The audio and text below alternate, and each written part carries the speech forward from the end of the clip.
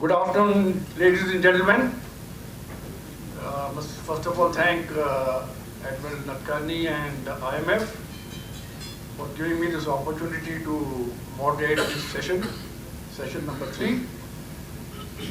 So, since morning we've been talking about shipbuilding, indigenization, and I think most aspects of what's relevant have already been covered.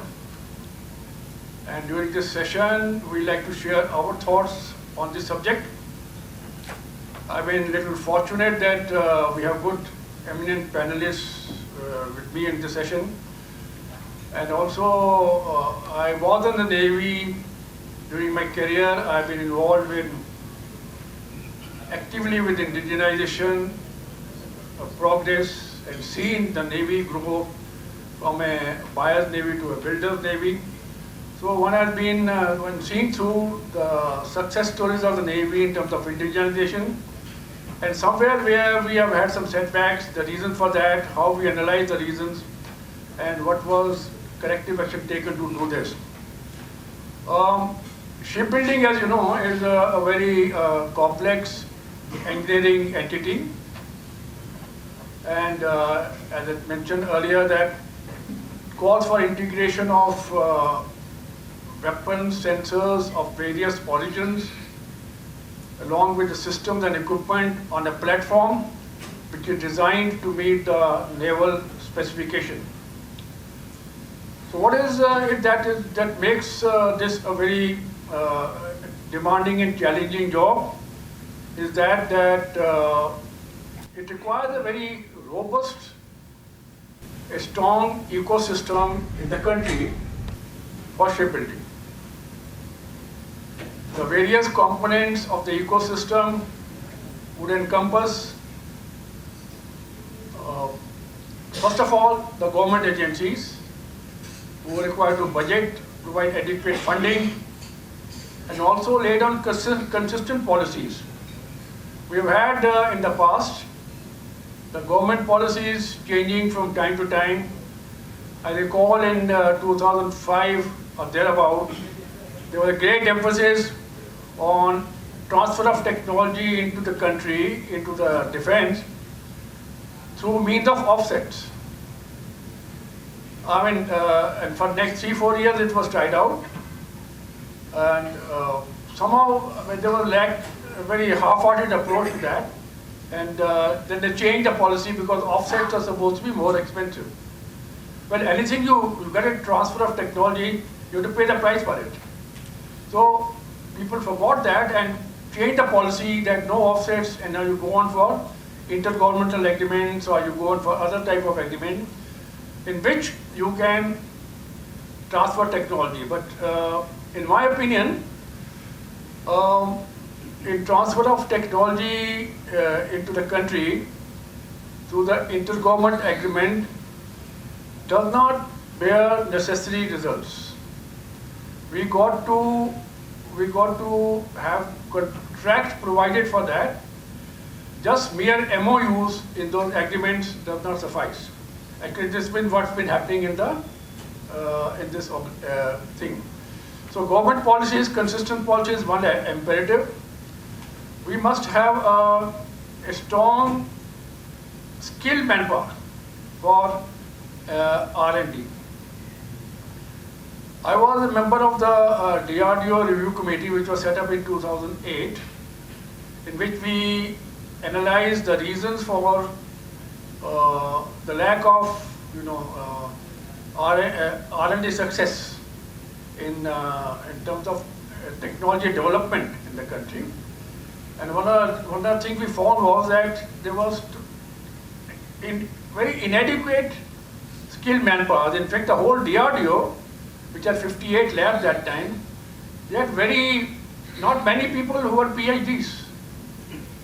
So even in and there was hardly any interaction with the academia.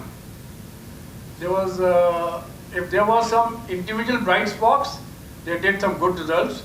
But just basically, one of the biggest shortfall in my thought, as far as the technology development in the country is concerned is inadequate skilled manpower in the country. We have excellence in academia, but we are not paying enough attention to get them motivated to work in our project. The third aspect comes is the ship design capabilities. I believe that what we have in the country is inadequate at this point in time to meet our requirement. We have a requirement of almost, as somebody said in the morning, 200 ships Navy or 177 ships Navy or whatever it is. At the moment, there is only 133 or 34 ships Navy. So there is a huge requirement to be met, but design capabilities are inadequate. In fact, there was a question in the morning about how to enhance shipyard capabilities. I think one of the main issue which needs to be addressed is the skilled manpower in the shipyard to be improved, and then only we'll be able to improve the productivity.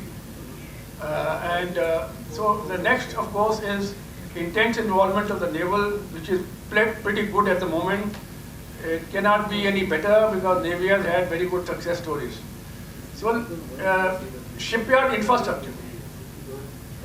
I believe that shipyard infrastructure needs to be augmented and technology adopted in greater measure. I know in MTL in the recent past they have adopted certain digital techniques, modular construction and various things, digital shipbuilding, which has shown some decent results. But most shipyards, they lack this type of infrastructure within the shipyard to be able to meet the requirement. Vendor base. We heard somebody in the morning talking about this, I don't get vendors to respond to me. I mean, it is not an isolated incident. It's a question of business model. If you are able to attract a vendor to do business with you, he will come and do the work for you. If there is no business, he will just wind up. We have had examples in the Leander program. We developed all the valve industry, leader valve, and pumps in Chennai. We had a VS pump.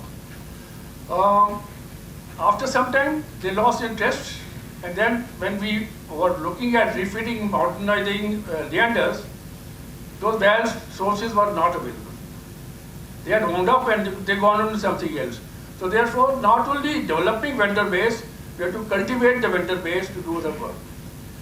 So some of these are the issues which need to be addressed in terms of building a good ecosystem, strong ecosystem for shipbuilding capability. Now, these challenges that we have is they create opportunities. Every challenge has an opportunity. What are the opportunities? Today, as I said, the shipyards are flush with orders. At least the public sector shipyard, both the Cochin, HSL inclusive, and our defense PSUs. I can't say the same thing about the private shipyards. They are still waiting for orders, having invested money. I believe L&T shipyard is still not, after having invested a lot of money since 2008, they still have to break even with the money that they spent. Imagine the type of period that the ship company has spent to build a facility and not being utilized fully. So the present requirement is 68 ships on order. You can see the amount of business that is going to generate. In a shipbuilding project, typically a large frigate type of project, the manpower cost is, the shipyard cost is about 20 to 25%. The rest of the cost of the ship is on equipment, systems, weapons and sensors. So imagine that sort of money have to be spent on a business which is going to be sustainable over a period of time, because even though we have so many ships already, the number of ships will age out with time. So it's a great opportunity for our industry to be actively participating in this shipbuilding activity. The way ahead, in my opinion, will be the government first of all should give consistent policies. They should declare shipbuilding as a strategic industry. There should be some incentive for the consequently some incentive to the vendors, etc. will also come. A lot of effort is being made by the government now in the recent past. I can see a lot of statements being made how they want to support it, but this has to be on a very sustainable and consistent basis. To talk about some of these issues and others, I have an eminent panel with me. Admiral Chawla is retired as, I won't be talking about their biodata because it's already given in the brochure. So he will be talking about Atmanirbhar Unbounded. May I request you to start?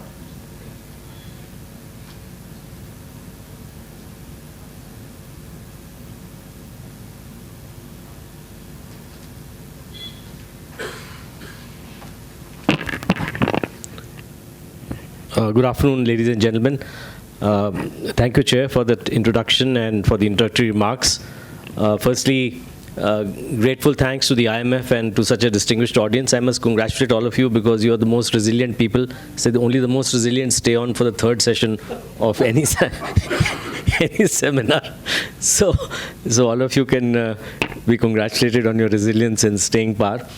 I'm very happy that my topic actually is addressing most of the issues with a sort of solution that I've been pushing for the last, since I was ACNS PNP since 2011, after having understood the problem. So I've titled this Atmanirbharta Unbound because, and I'll be covering it as shown. Just come to the next slide. I think it's not working here. Oh, that side. Okay, sorry. No. This is not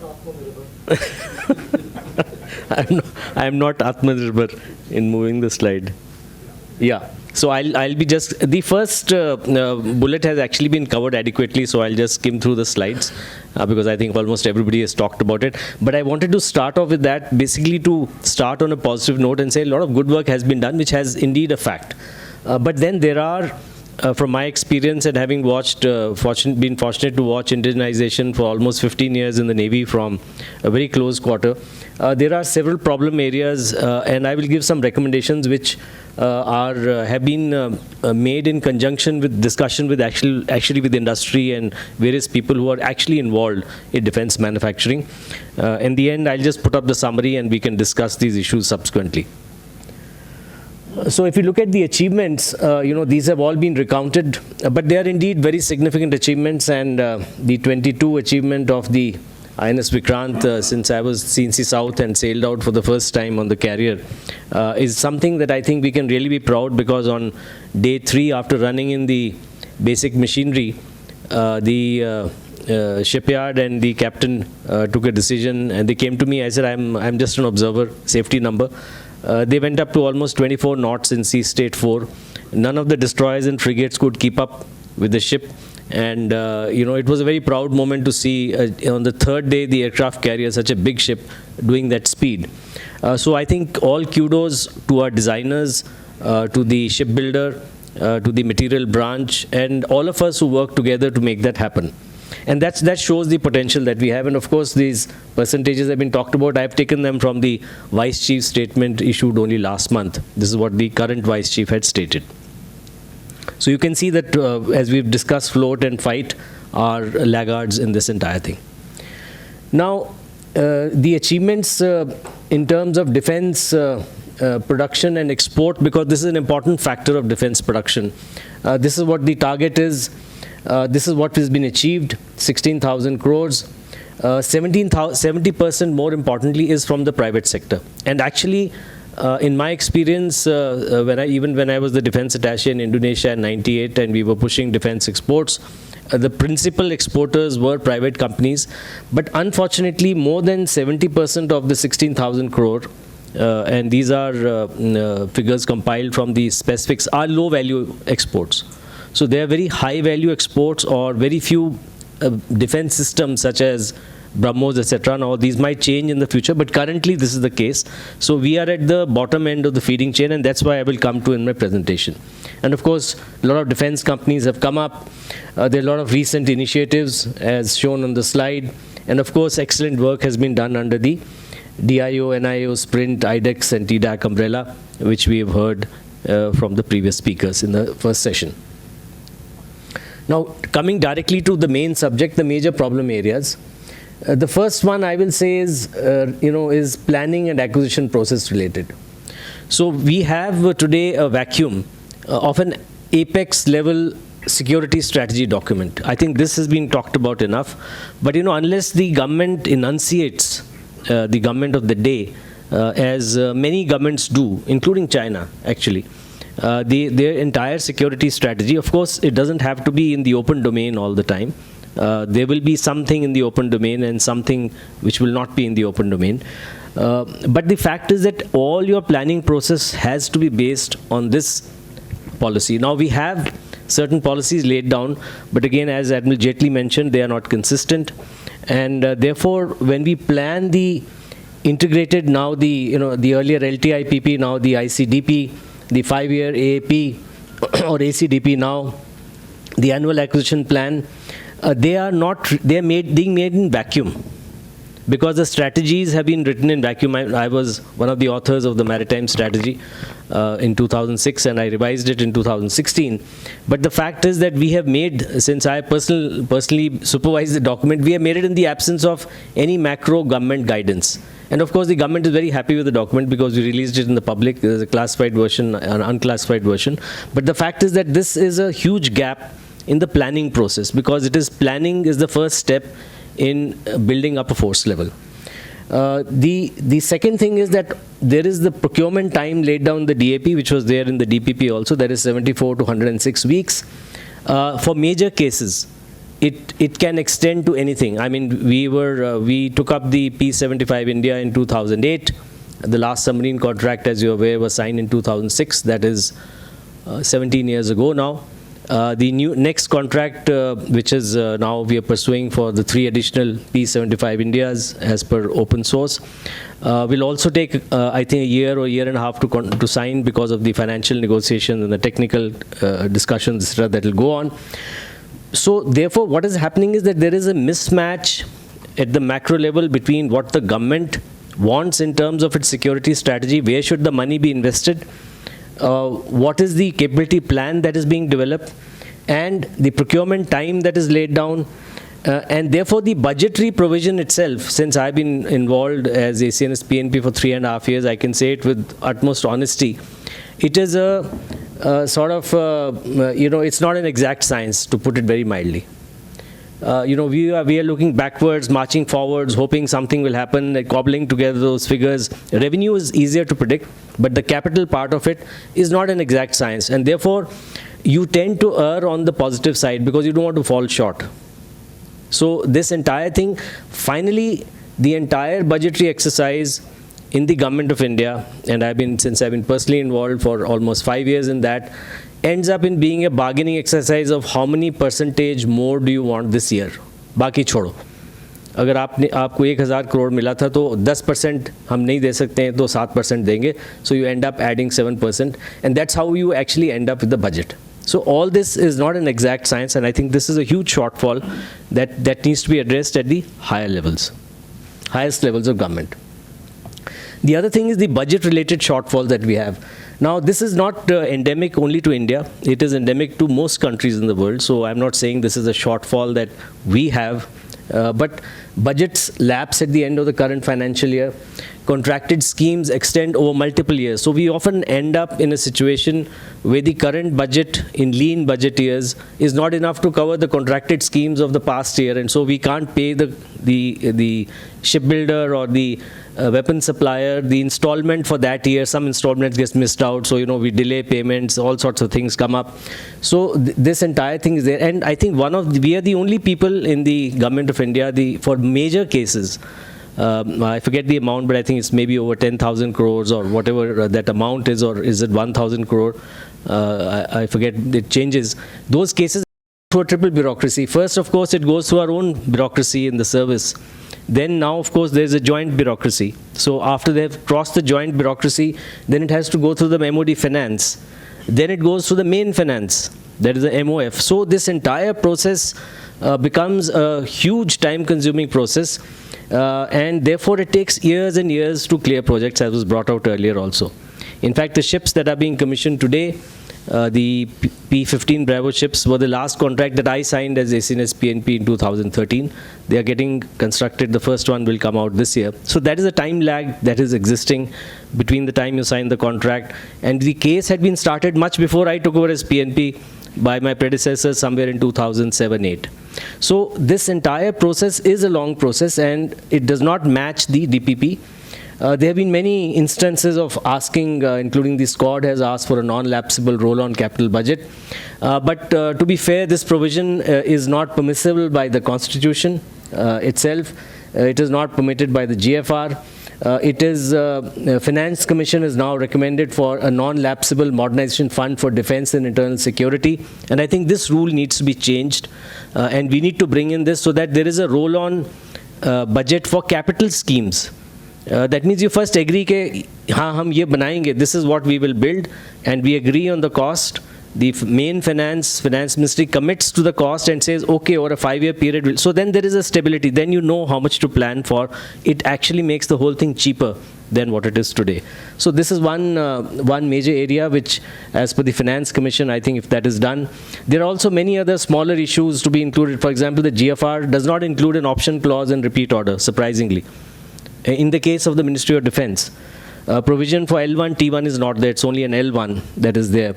There's now a process of reverse auction, which has been applied in GEM, which is saved up to 25%, which means that actually the L1 price is revealed to the other vendors and they're given a chance to beat it down. So actually there's 25% saving that has been achieved, so that provision is not there. So there are many things that can be done to make it more efficient, faster, planned, and therefore cheaper. I think this is what is the most important thing to my mind. This is what I was talking about. All the issues that even Admiral Jaitly mentioned, previous people have mentioned, is the issue of single vendor for defense, for major defense items.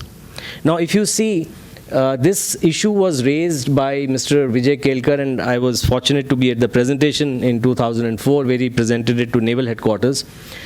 He gave this provision of Raksha Udyog Ratnas.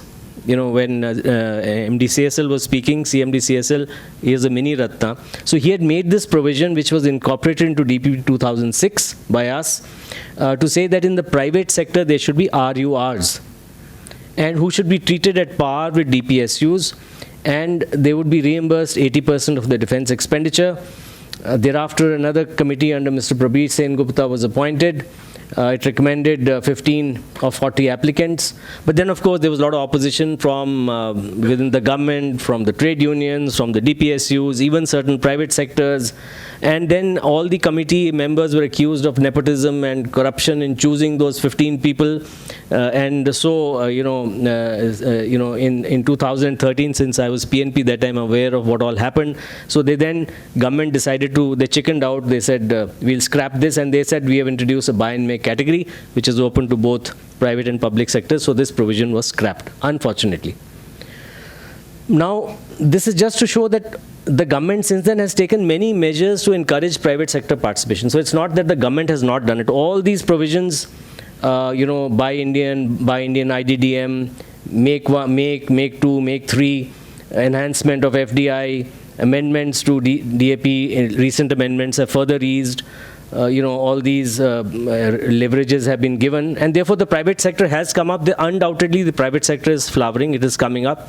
It's a nascent stage.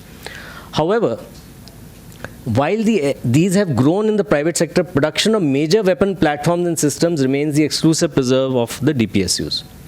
And the reasons are very evident. They've been discussed. It's an episodic order. The last submarine we ordered from MDL was 2006. The contract line will close down. There are a lot of people who know this even better than I, that you can't retain manpower, you can't retain design teams, specialist infrastructure, machinery. Where do you get the money from? Because you have to have some money to do all that. And therefore this multi-vendor competition, which we all keep talking about as a holy cow, it is necessary for commonly used items. But it's a disincentive for major defense items because of the bottom line issues. I think I in many ways agreed with what the representative from MDL was saying, that finally they are liable to their shareholders for spending any amount of money. So therefore, if you see what happens in advanced countries, and this has been a detailed study we have done, we presented it to the government also in 2012-13, the major weapon system vendors are only 1 or 2. In all these countries, the top exporters, that is the United States, Russia, China, France, UK, all these countries, there are only 1 or 2 weapon defense exporters who are subsidized by the government. They can continue business because of the maintenance and assurance of further orders. Besides, they have built up good export models because they have done the R&D, they built cutting edge stuff. This actually in fight and move categories, we have to emulate. Unless you do that, and this has to be done in the private sector, because the private sector only will attract the right kind of brains. As Admiral Jaitly mentioned, DRDO, but there's a saying which, it sounds bad, but the fact is if you give peanuts, you will get monkeys. So the issue really is that, unless you pay and get the right manpower, so if you see the defense companies abroad, they pay top dollar for the top talent, and they are being subsidized by the government, they are being monopolized by the government. Now, how do they do that? And I also want to bring out that we are already doing it to some extent. It's not that India is not doing it. In the DAP 20, there are 3 categories of shipbuilding. If you look at shipbuilding, nomination, competitive, and competitive with design by Naval Headquarters. There is a trend analysis that Naval Headquarters has done, which we are all aware. Anybody is aware. CSL is the only place which will be able to build aircraft carriers, frankly, in the country. MDL in destroyers and submarines, GRSC in frigates, etc., etc. These are the vendors that are there.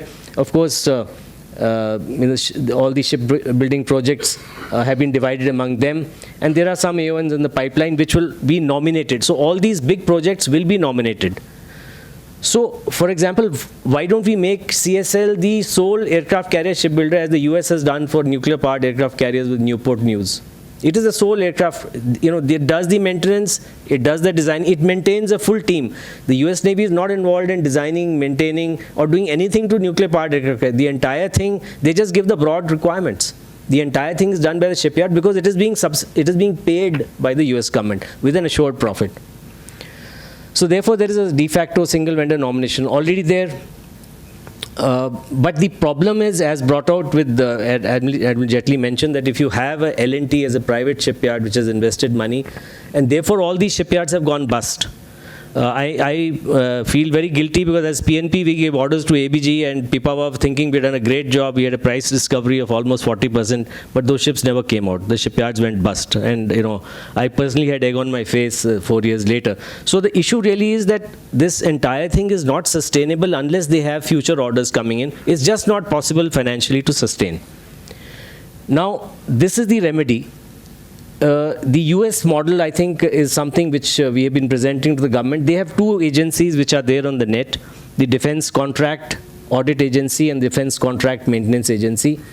Now, DCAA conducts independent audits of all defense contracts. So, for example, if Newport News says, I'm going to build the next aircraft carrier Ford class at $12 billion a piece, DCAA will get into his brain.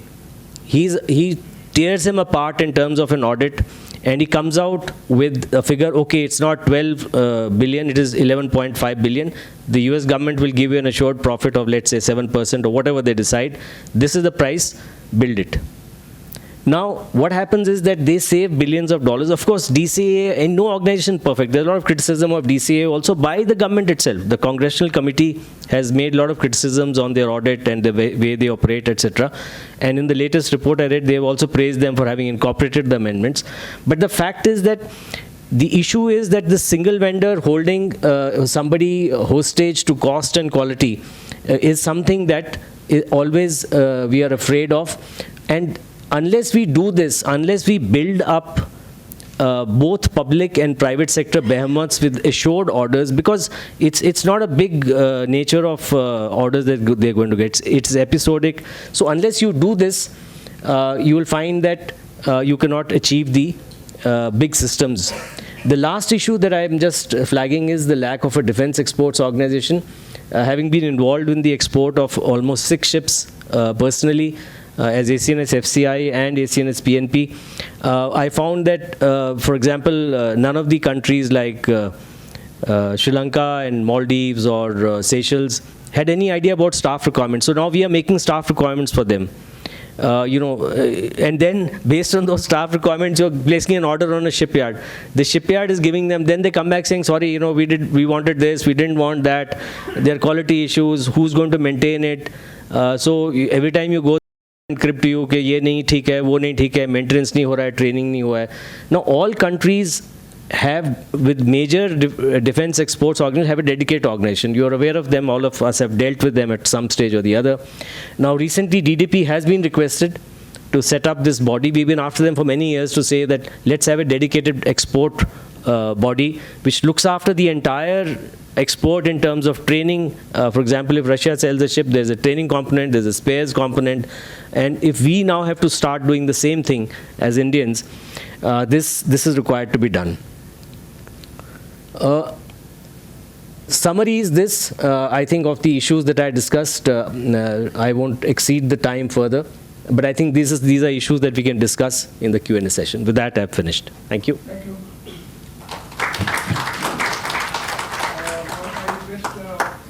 Dr. Rana. Dr. Rana to talk about, are we doing enough for transitioning to net zero carbon? 10 minutes, please. Yes.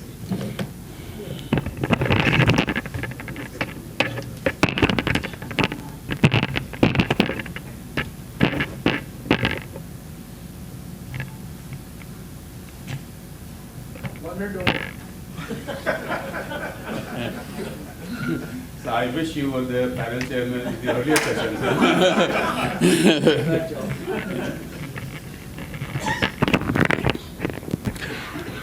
Well, thank you very much, Chairman, for the nice introduction. Good afternoon, ladies and gentlemen.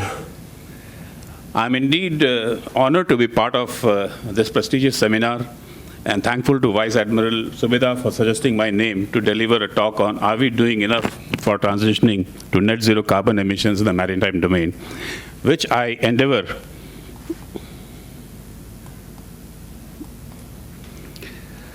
to cover in the next 8 minutes of my allotted time under the following heads. Much of my job has been eased out because of the earlier speakers on green shipping, etc. So I will be just rushing through. Well, many of you are already aware that IMF has recently, in July 2023, revised the 2018 GHG emissions with a target to achieve net zero by 2015 with a pathway as shown in this particular slide, which was discussed by CSL Cmde as well. Though the contribution of the shipping industry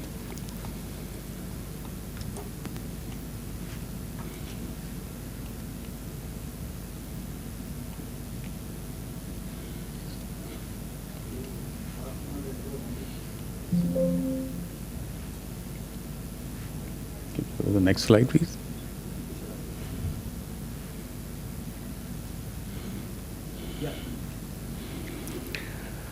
Though the contribution of shipping industry, which currently consume 300 million tons of fossil-based fuels each year, is only 2.98% of the total global emissions and much lower than the other sector, nevertheless, it's still very serious.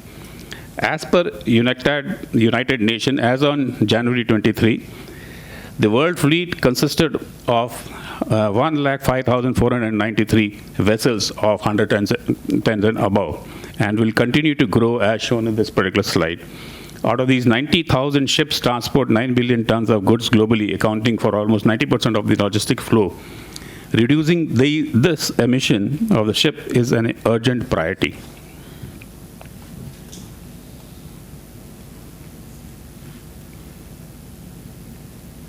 Can you just next?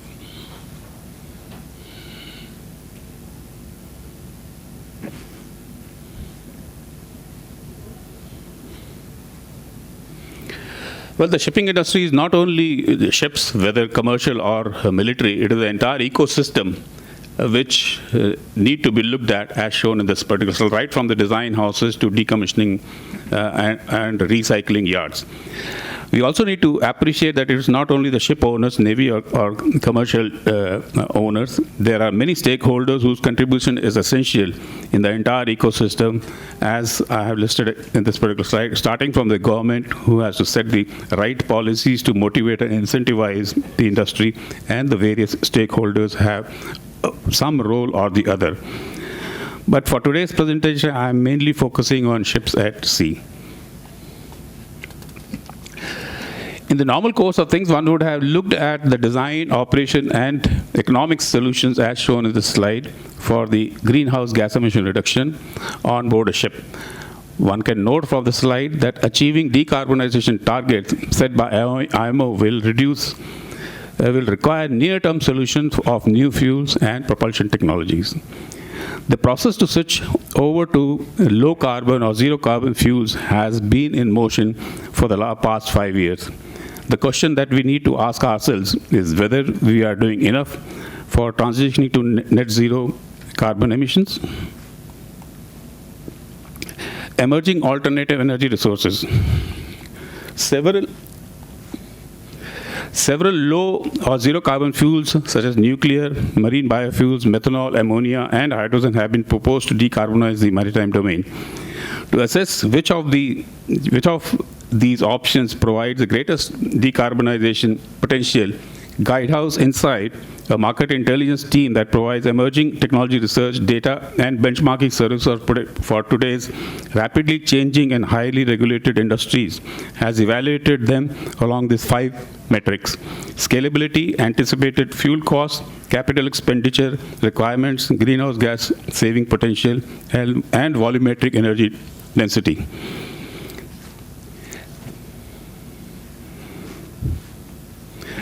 Well, the best overall option when compared across a full range of evaluation criteria turns out to be ammonia as on date.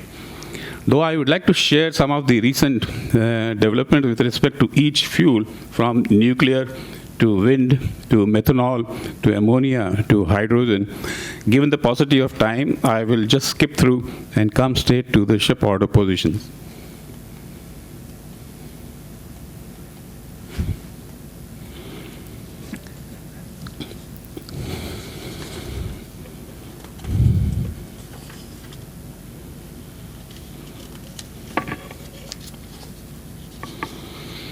A fuel technology transition is already underway, as you have also noted during the earlier presentation, in the maritime industry, with half the ordered tonnage capable of using LNG, LPG, or methanol in dual fuel engines, compared to 1/3 of tonnage on order last year, as shown in the slide.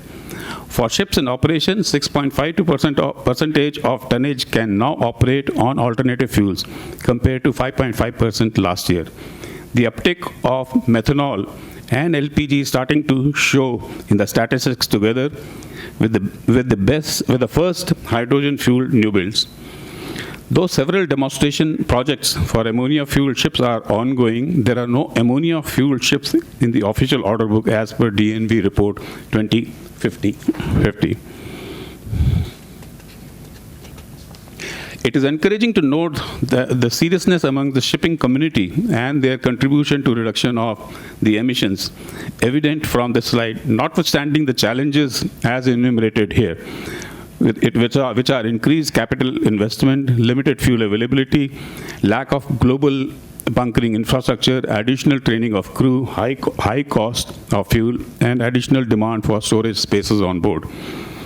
No single alternative of fuel is likely to fulfill the needs of the entire maritime industry due to many factors, including the feedstock supply, technology limitations, price competitiveness, stakeholders' acceptance, the requirement of different vessel types, and operating profiles. Coming to trends in India, Green Hydrogen Council or Global Fuel Alliance that was mentioned during the G20, Clean Energy Ministerial Platform, Mission Innovation Bioenergy, R&D Roadmap for Green Hydrogen Ecosystem, Clean Energy Initiative, etc. And as well as what CSLMD also mentioned, National Center for Excellence in Green Port and Shipping, a collaboration between TERI and Ministry of Port, Shipping and Waterways.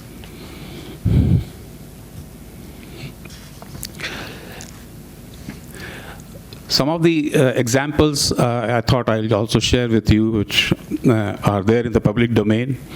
GRSC has signed an MOU with Lloyd's Register and Caterpillar Incorporated for building up a new alternative fuel ships. Kerala seems to be the front runner in pushing use of alternative energy and is accordingly engaging all stakeholders across the globe. Their proposal to create Kochi Maritime Cluster is something to be emulated by other coastal states.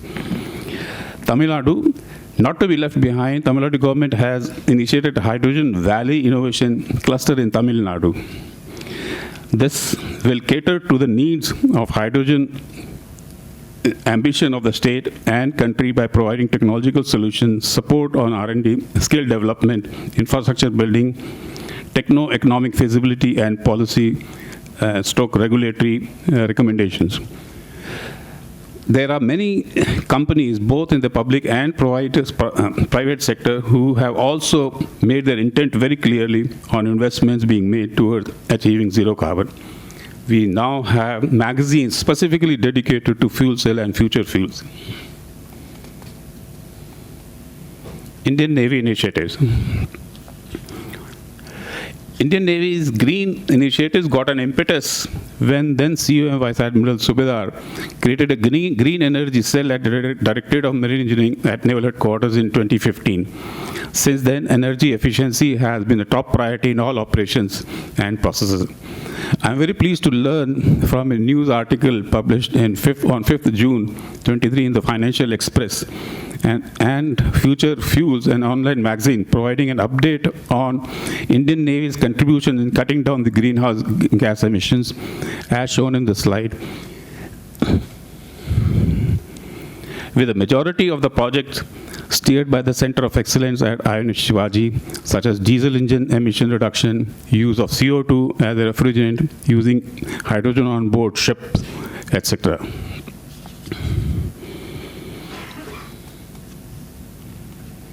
I'll just quickly share some of the recommendations I have made.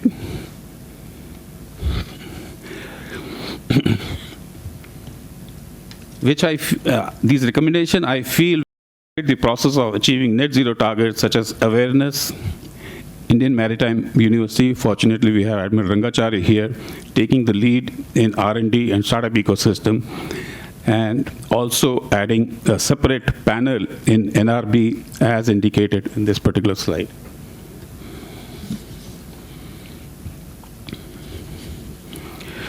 Whilst I am on this particular slide, I thought the commercial marine sector can take an example with the success of IDEX program for encouraging startup in the defense domain. It would be a good idea to follow the same model for commercial sector as well by the Ministry of Shipping under whose umbrella all the ports and associated ecosystem works. Problem statements coming from the pain points in the shipping community will help in finding a solution in a timely and a focused manner. The other recommendation is undertake an energy or a net zero audit of the ports, bases, repair yards to establish the gaps, for which solutions have to be found to minimize the emissions.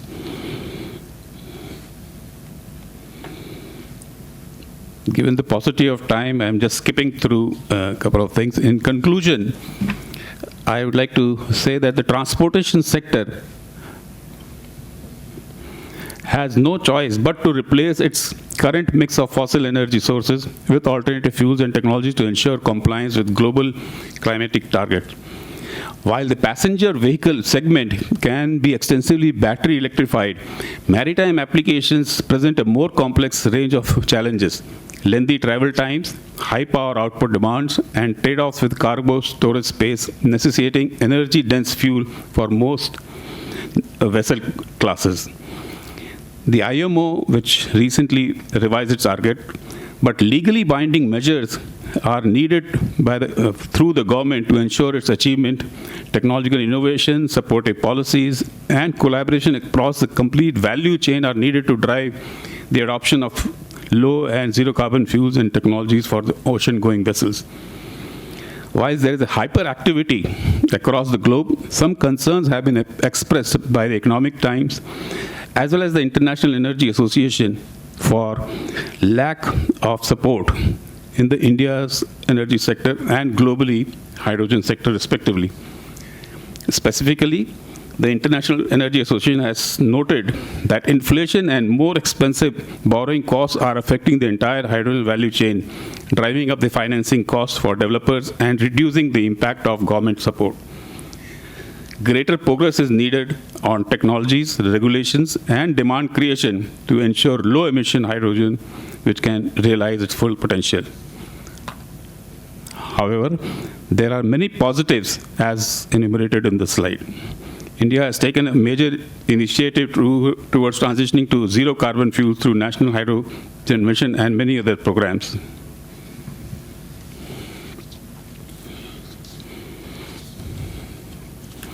Many of these conclusions, well, we will need combination of technologies driven by the availability that will shape the that will shape the industry's decarbonization efforts. While the alternative fuels taking time to develop and bring to market at scale, a combination of technology driven by availability will shape the industry's decarbonization, technology readiness, timelines, and commercial relationship, etc. Each type of ship considered will be propelled by a mix of fuels and not necessarily by only one fuel. While methanol and ammonia showing great promise, it will replace LNG as a fuel and likely to be an intermediate fuel until we see the technologies maturing for green hydrogen. Notwithstanding the fact that the military vessels are not subject to IMO emission reduction requirement, it is encouraging to see that the Indian Navy has taken steps toward the adoption of alternative fuels. Maybe the time has come to upgrade the green energy cell to a full-fledged directorate at Naval Headquarters, or make the Center of Excellence at INS Shivaji an independent entity to steer adoption of alternative fuels. Well, ladies and gentlemen, this brings me to the end of my presentations, and I'll be happy to take on any questions, if any, later on. Thank you. And distinguished panel, and to IMF, of course, for the opportunity to come and speak to you. I'll make this final promise that other speakers have made. I'll keep it short and hopefully interesting. So we've heard some micro views since morning on how the Indian maritime sector should move, and in the area of innovation and indigenization. You will not find my biodata there because I wear multiple hats. I'm the founder of this startup, Trimsail Digital. I also am a ship management guy, so I look after a company and the fleet of ships. Commodore Rajanvir is not here. He roped me in as a vice president of the Chennai, India South segment, so I look after coastal cleanup functions there. Spent 25 years at sea, mostly on international oil tankers, and about 11 years and counting on ship management activities from shore. Basically annoying the captains by calling them up at all the wrong times and telling them what to do. But what really grabs my attention is the application, the potential here for application of technology, emerging technologies, to meet certain objectives. And I come from a world, what we can call a global kitchery, called the mercantile marine, multinational crews, charterers in one part of the world, owners in some other part of the world, mostly Liberia, and ships built somewhere else. But yeah, as was spoken of earlier, the sheer value of international trade, out of which 90% is that of maritime, is $15 trillion US. The freight value is about $17 billion US annually, and we lug around 12 billion tons. And if you're talking of SOLAS Class A ships, there are about 50,000 vessels of SOLAS Class A, which consume about 17% of the crude oil produced all over the world. So it doesn't, from where we see in the international shipping world, it doesn't matter whether it is an Indian bottom, Indian cargo, Indian seafarer, Indian built ship. It's an opportunity waiting there. And if this cluster here, very impressive presentations on Sprint and IDEX, if that becomes the R&D center, the scalability is there. So long as the right applications are available, the relevant domain expertise is brought to marry the technologies, then the world, as they say, is your oyster. Right. Now, what drives us, unlike the navies of the world? Visibility. Now, can we move the next? I'll use this. Okay. Okay. So, for commercial shipping, those are our goals. Our ships are not $12 billion. We typically build ships at about 20, 30 million. The LNGs go up to $200 million. That's about it. So very lean, mean, efficient, with just about 25 crew on top. But our focus is on optimizing voyage costs and, of course, emissions. ESD is a generic name for energy-saving devices. That could include the propeller boss fin cap or rotor sails, special paints on the hull to reduce the friction, and a whole host of initiatives costing anything up to $500,000 per ship. And visibility, at the heart of our requirements is visibility, because when I say we, I mean the ships that carry cargo from one part of the world to another, is answerable to its clients. And the clients demand visibility. They want to know how the performance is, how are you doing for emissions, how are you doing for cost, how are you doing for fuel efficiencies. So we need to find the right technology, empower the people who are actually using some. So the way I see technology is an enabler and not a replacer of human element. That would be disastrous if we went down that road. Though I'm a great fan of the autonomous ship, I still think it should be human-centric. Operational visibility, I've spoken about. This high level of granularity of data. So the information that's coming out of a ship is obviously analyzed by those of us at sea in order to ensure cost efficiencies and fuel efficiencies. For that, we need data that is every minute, if possible, every 30 seconds, coming out of what is the fuel consumption now, what is the speed now, what is the draft now, and what is the RPM now. So that kind of information is not available. Those of you who are in the merchant navy will know we just send out noon reports, average speed, general average speed, and the captain adds a few miles here and there because the chief engineer is under stress. And he, the bunker figures are, they're never accurate. Human figures are never accurate. So there is a need here for bypassing the human reporting system and place data loggers and what we call an IoT array or telemetry to bring the right data at a high level of granularity so that we are able to analyze. We bring the data ashore and instantaneously in real time, and we are able to analyze. Now, what are the... We often refer to ship operations and its cost performance as non-linear. And that's because of all those factors. And they're dynamic. We believe that every voyage of a ship, any ship, is as unique as a fingerprint. No two voyages are exactly alike in terms of cost performance. So hull-wave interactions, the weather conditions, the underwater geometry, even stability, the general GZ, GM, hull roughness, of course, and most importantly, the engine efficiencies. So if we are able to, and we are able to, at Trimsail, pick up all this data, provide accurate and non-human data that comes at those levels of accuracy. That is the kind of dashboard that we offer to the world, to the operators, to people who are accountable for efficiencies. What we have done is, if you see the bottom right, I mean, this is just a typical dashboard that goes out to demonstrate what is it that we need to do. When a ship goes from one port to another, there are weather routing services that provide route optimizations, but between two legs, or between one particular leg, or two waypoints, how is the speed optimized?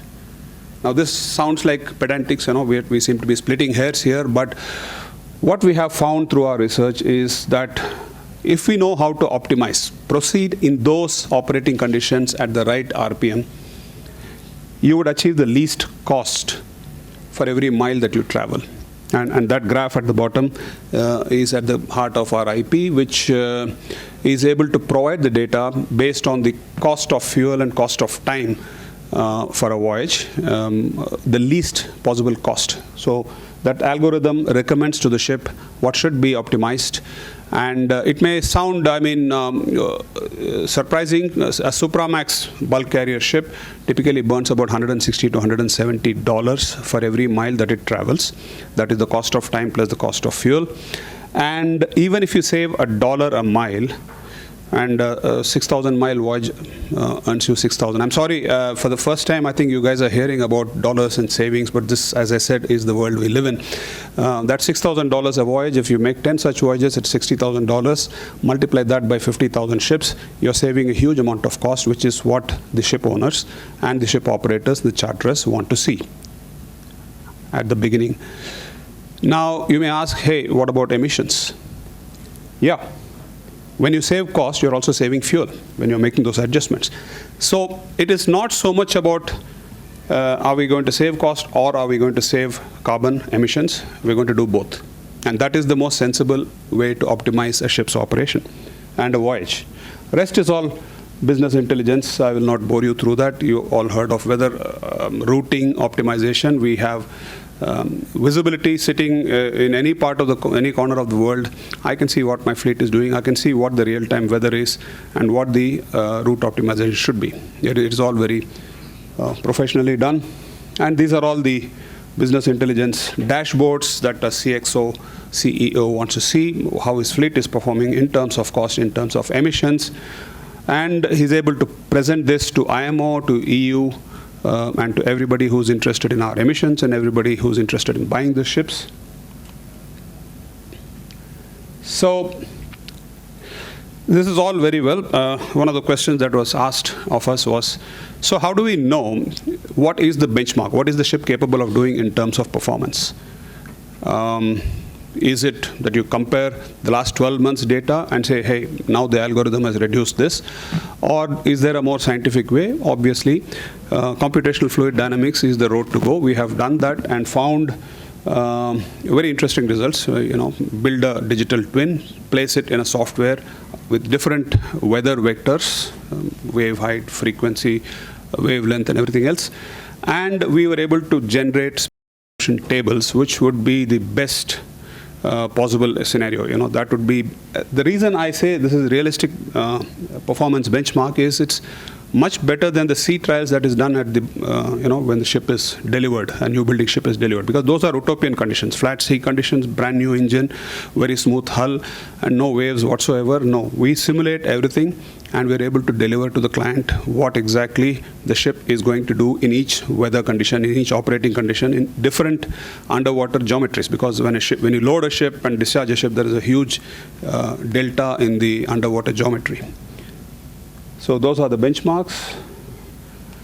I'll skip this. This is pure commercial. This is a predictor for our chartering dashboards as to making a decision as to which of the 3 voyages available is the most optimal and the least emitting.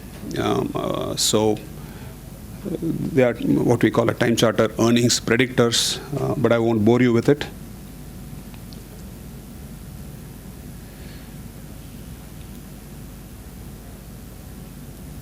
So this is the sequence, the performance sequence, machine learning algorithms, but the data comes from IoT telemetry that is placed on a ship.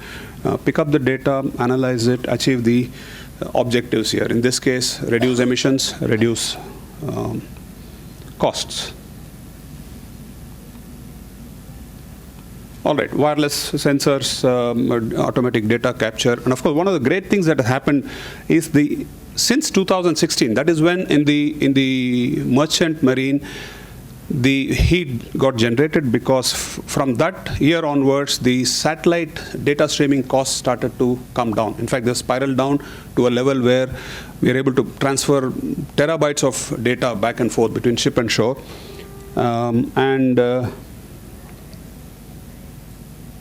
That is what has helped us. So thank you for your patience and hearing me out. I have a few alternate views on climate change that I'd like to share. I don't dare to do it in any other part of the world, but I think among my fellow countrymen. The whole business of climate change is not really settled, but it's a religion worldwide. I think Mr. Madhu Nair captured it beautifully. There is an emotional element. We are trying to save the planet. Whether we are or not is another matter altogether, but it's definitely a huge business opportunity.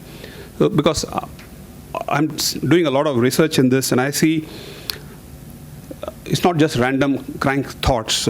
Stanford and many professors all around the world have even proposed alternative theories that it is not CO2 emissions that causes global warming. It's the other way around.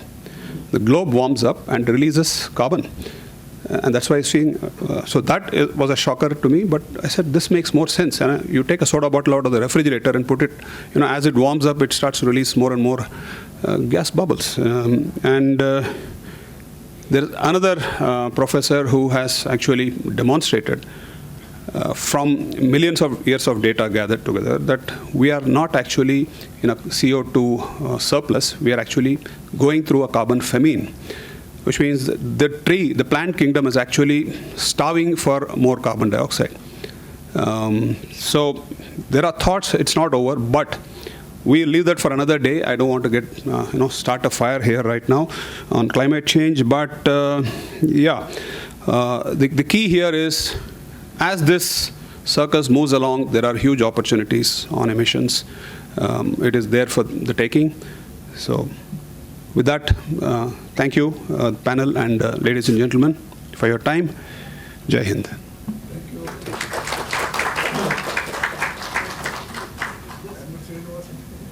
Rangachari. Education of analytical techniques, gradual modeling, and AI in writing. Good evening, ladies and gentlemen. We already come to evening now. At the very outset, I would like to thank Admiral Subedar and Rear Admiral Nadkarni for inviting me for this seminar, and also giving me an opportunity to be one of the panelists, and also further extending and giving me some time to talk on one of the subjects which is of extreme interest to me. On behalf of Indian Maritime University, I would like to thank the IMF for this opportunity that has been given to me.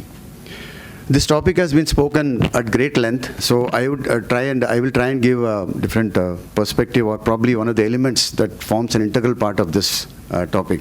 Can you go to the next slide, please? The sequence of presentation is going to be like this. I'm not going to speak about all of these in great detail. I initially intended to, but seeing that we already come to evening, I thought we'll keep it very short and only come out with some of the findings and the application of some of these techniques to the problem that is on hand. I am interested in a host of problems that involve modeling and simulation, which amongst other things include let's say if we go and destroy one of the training camps in Pakistan, one of the 42 training camps, how does it impact the ingredients of national power? What is the kind of ripple effects that it will produce on each of those ingredients? How to model that and understand that? So I'm therefore interested in understanding the system dynamics. Whatever that system might be. The system might consist of something like that, or something that is on board, which is a marine power plant, or ports, whatever is happening in ports, the dynamics that happens at ports, and so on. So that is one of the areas which is of extreme interest to me. And coupled with that, I'm also interested in the diagnostics of faults, specifically in the marine power plant, which means, which is again extended to a complete plant and not just an equipment. I'm obviously interested in the condition monitoring of specific equipment where such a necessity comes. And of course, optimization in the port and how to optimize the resources by using a host of OR techniques. Now I look at a cluster of techniques. As far as analytical tools are concerned, they can be very much used for solving many of these problems. There is man in the loop always, and of course we have AI here, so that is of great help. We have a lot of data that is available constantly from various sources, as he has also pointed out. So whether it's collision avoidance at sea, where you need to give an optimal maneuver in order to optimize the load on the rudder and consequently reduce the fuel consumption or optimize the fuel consumption, or how to take into account the deficiencies in the rules of ROR and how to prevent collision, by creating a simulation by having a look-ahead simulation. What happens if captain so-and-so or if that vessel so-and-so does not perform the maneuver in accordance with the ROR? So these are problems of interest to me, and I've been working in these areas, and they've been fairly successful. But in this particular case, I've just taken this opportunity to highlight some of the few things that next slide, please. I am driven by these fundamental parameters. We all know that on board we have it is a complex conglomerate of several equipment and systems. In fact, the entire ship, whether I speak of the marine power plant or of the other departments or of the entire ship, it's a very complex thing. All of them are interacting in myriad ways. They are very strongly independent, and yes, paradoxically, they are highly interdependent. So they are therefore cannot be analyzed separately. They need to be taken together. And because they need to be taken together, there is always, I feel, and it's my opinion, there is an absence of a unified analytical framework. And that's where I come in, and that's what my interest is. It's complex. And we also have, we need to understand the interplays that are taking place between various systems, various equipment, and indeed the entire ship. So how do I understand it? How do I predict, well ahead of what is going to happen, given the data and the conditions that are presently there? And since it is a complex, uncertain, nonlinear problem space, so it requires some kind of a comprehensive solution using analytical tools. And because we are day in and day out handling large amounts of data, therefore it lends itself, as it were, to getting into the analytics and ML and what have we at our disposal. So that is the thing. Therefore, whether it is our normal karma, where this cause and effect works out, or on board, or in any other situation, any change to any one particular parameter caused by a perturbation from anywhere is going to affect and cause some effects and so on. So understanding all of these and trying to predict what is going to happen next is therefore the interest. Please go to the next slide. So the aim, therefore, is something like this. This is as applicable to a marine power plant, but similar such objectives are there for any of the paradigms that I just mentioned. All that I'm looking for most of the time is a cluster of techniques for to solve a particular problem that we might have. And it's a real world problem. And therefore, the cluster of techniques vary. Sometimes it could be genetic algorithm, sometimes it could be some other technique which is there, which can be used to solve that particular problem. So some of these other issues are presently being undertaken. Not much work has been done in the optimization of the port that is presently being taken. I'll be working in that area also. Please go to the next one. So what I have actually done is, for the purpose of this fault diagnostics problem, I have proposed a model which is not exhaustive, it's just representative. It has 4 different techniques. All of them are fused into one. The nonlinear system identification technique essentially aims to find the dynamics of the system that we are handling. Online where it is possible, otherwise offline by taking the data. It allows us to form complex relationships between various parameters that are involved in that particular dynamics. And by tracking those parameters, we are able to find out what is going to happen next. And by having certain algorithms, you can even predict well ahead. Now, what is the use of this, the crux of it? I will not be going after this slide. This is the last slide, because after this it is intensely mathematical, and I don't intend to bore myself or you, and especially at this time of this hour of the day. And therefore, I'll restrict myself to just highlighting what comes out of this. Insofar as nonlinear system identification is concerned, I find the parametric vectors which depict the relationship between, as a MIMO system, multi-input, multi-output, or a SIMO or MISO or whatever it is.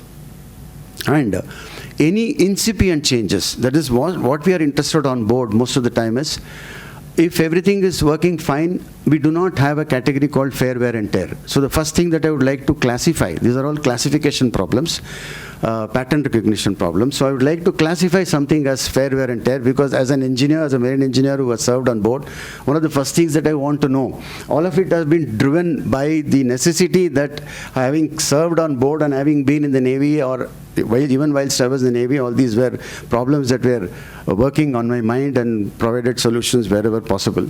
One of the things that we want to know is, how is my equipment and system, not by looking at the analog parameters, but by knowing the dynamics from within. Go and touch the Muladhara Chakra of the system and try to find out what's happening there. Is it, and if there's any change, is it attributable to fair wear and tear, or is there anything that is going to propagate into a fault? That means we are looking at whether there is an incipient fault. And if the incipient fault is there, it is going to grow in time, and it's going to propagate and manifest as a defect, which we now thereafter know as a defect. So before that defect, can we find out what the problem is, and can we take corrective actions? What are the set of components and what are the set of systems which are involved? Now, insofar as identification method is concerned, we are able to successfully track or identify the fact that there is indeed a problem in a particular system, but it does not help, or at least it did not help me in locating the problem to the component level. But it definitely provides a trigger for investigation, all the associated systems, because as we know, systems on board or equipment on board are strongly coupled.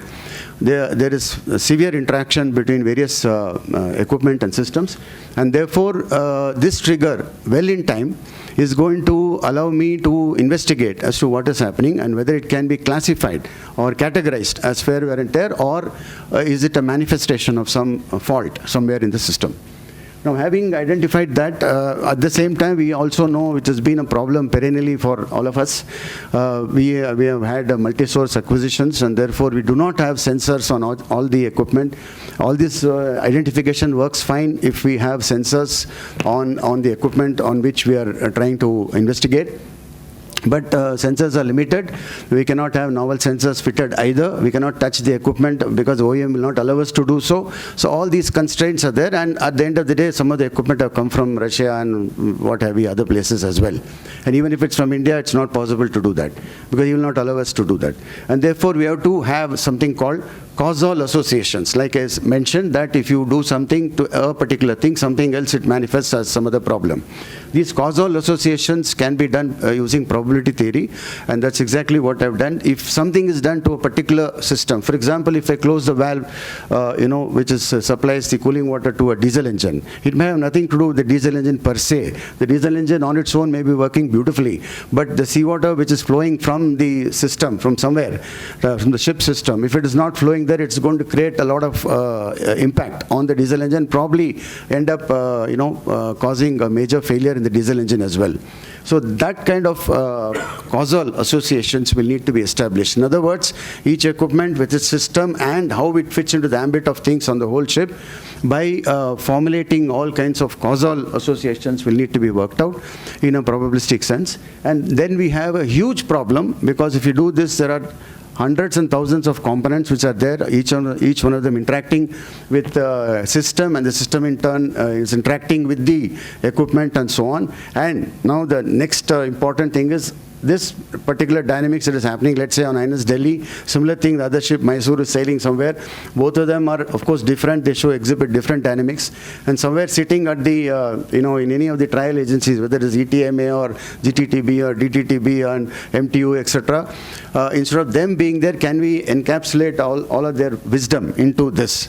That's one of the problems which I'm trying to address.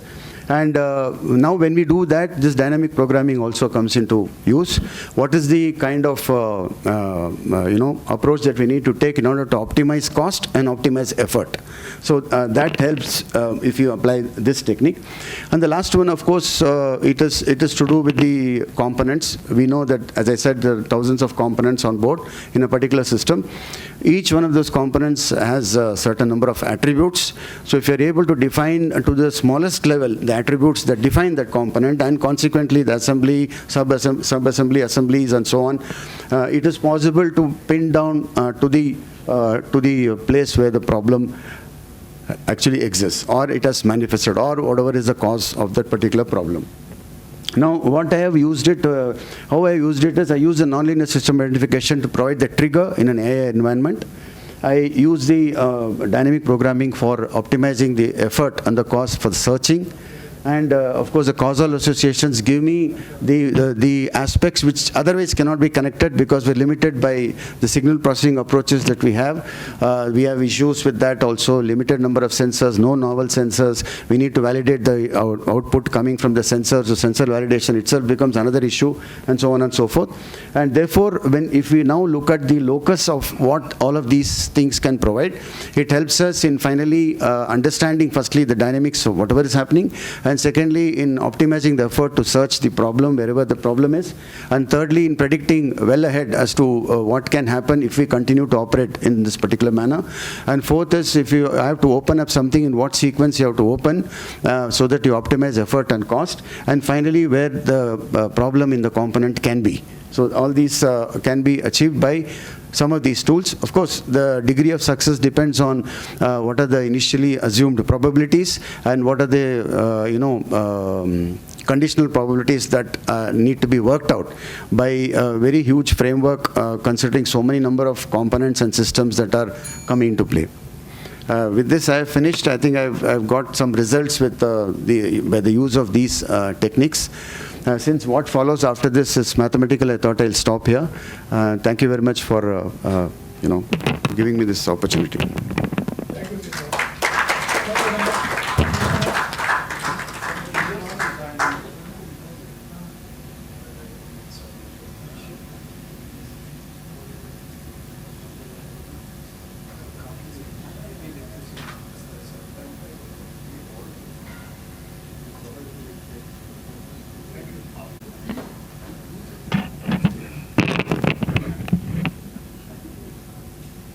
Thank you, sir. Thank you, sir. Thank you, IMF, for this honor and for this opportunity. I'm just going to pose a question. what is Atmanirbharata? It has different meanings for different people and then in different connotations. If it is for a particular equipment or a platform, my definition of say for electric trucks, because we've been talking about green energies and other things, it's my definition. The unhindered ability to design and build e-tugs of any capacity and of any configuration and sustain them through their life cycle with a secured supply chain by having ownership of at least core and critical IPs. This is my definition of Atmanirbharata.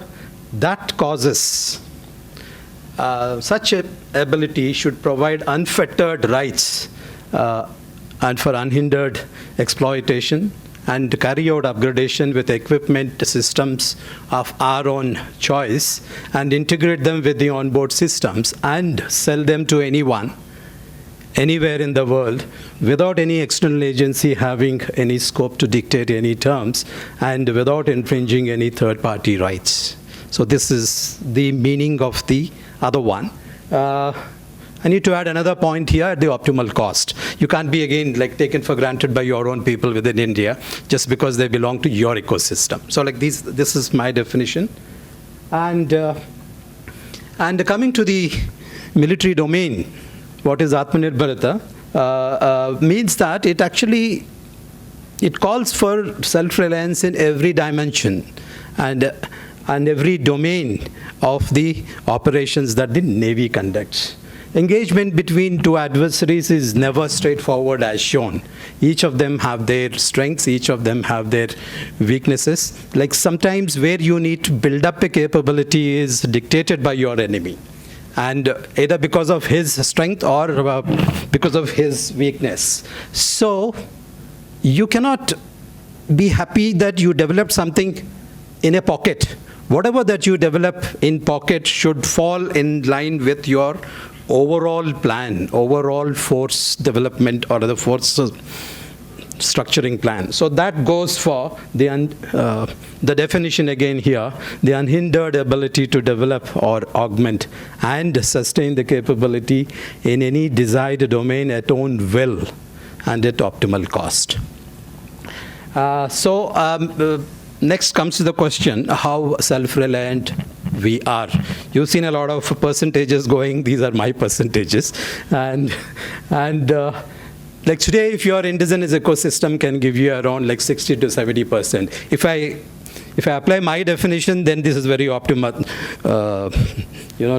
it's very optimistic number. I'm generally saying it's about 60 to 70% your indigenous ecosystem can give you, which calls for you to focus your efforts in the next 2 to 3 years to get at another 10 to 20%. And another 10 to 20% may take anything over a decade. So what is the optimal strategy for the creation of or rather acquisition of IPs, because you cannot wait to create those ones which may take around like 10 to 15 years. In that case, you got to acquire an IP. So for that is they encourage IP acquisition by your own stakeholders, Indian companies, and then the government has to come in here. Government has to play a role here. And then again, encourage foreign OEMs to set up manufacturing units here, where the first one is not possible, with some kind of security for you for this supply chain, which can be done contractually. And for the second one, for like whatever that can be achieved in the next 2 to 3 years, focused IP creation and identify technology gaps and facilitate these technologies to flow, because we have as a buyer and for the one of the largest militaries in the world, your numbers are actually like mind-boggling, and it's a buyer's world. So like you can ask for, I'll buy it from you in case of you give me this. You identify those ones and then again channelize those ones and know whys as well as like know hows, and get the stakeholders within the country together and then actually like stitch their efforts together to make it happen. And it requires that kind of a focused approach in case if you need to acquire the IPs that you don't have today in the next 3-4 years. And whatever that we've already got it here, in our bid to grow from a 30-ship navy to about like 137 odd ship navy, we have not followed a structured mechanism. We were just running and then like tried to meet the professional demands of building a blue water navy of this size. We haven't standardized. We have not ensured commonality. Our inventory, even actually the US military will not have the inventory of Cochin MO there because the kind of ships that we have here. And it's actually mind-boggling. Nobody can support this kind of an inventory. So you need to structure that inventory. You need to standardize them. You need to upgrade your technology. This half of our ships, again, they still have this shell and tube type heat exchanger, which were of, I think, Second World War or even before. So we need to upgrade our technology, standardize them, and then bring in all these new management principles into it. So this is, again, you've got to create it in a tired manner, because you, in case if you have it in actually multiple tiers with this one, then you have the multiplication factor will be that much higher. So economy-wise, you will be helping. So who conceptualizes this and again sets the agenda, who implements it, and who accomplishes it? This combined function is what that I call self-reliance ecosystem. So like, how do we define self-reliance ecosystem? In any ecosystem, what are its constituents, and then how deviant are we from the other ideal self-reliant ecosystem? We've been talking about self-reliance. So coming to the constituents of self-reliance ecosystem, you have the user and the maintainer. In the military domain, these are the armed forces. And you have the manufacturer, and you have the designer of systems or equipment, and you have the developer of technologies, R&D. Like sometimes a few of them can be together. It need not be separate, but these are the basic fundamental domains. When all of them get together and then like work together, that is how they produce it. And in the case of defense especially, you need something called product conceptualization and the systems engineering ecosystem to actually bring them together and then actually work. In a scenario where, in the commercial sector, their coordination coming together can happen automatically because of the business interest or because of any external stimulus by the government, by any kind of a regulatory mechanism. Like they said that set-top boxes need to be there by so and so time. So again, somebody came in and then he collaborated with people and then he made them. But in the case of defense, it's not going to happen.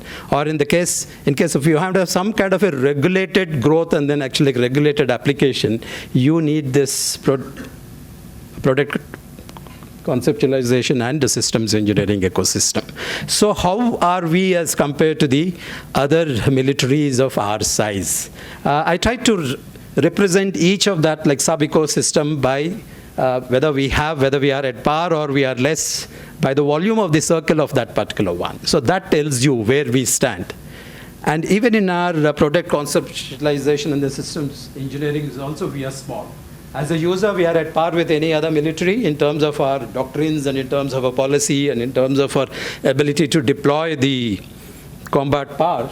But even as a manufacturer, we are fairly credible. We manufacture things for the world. But when it comes to design and research and technology development, we are far lesser.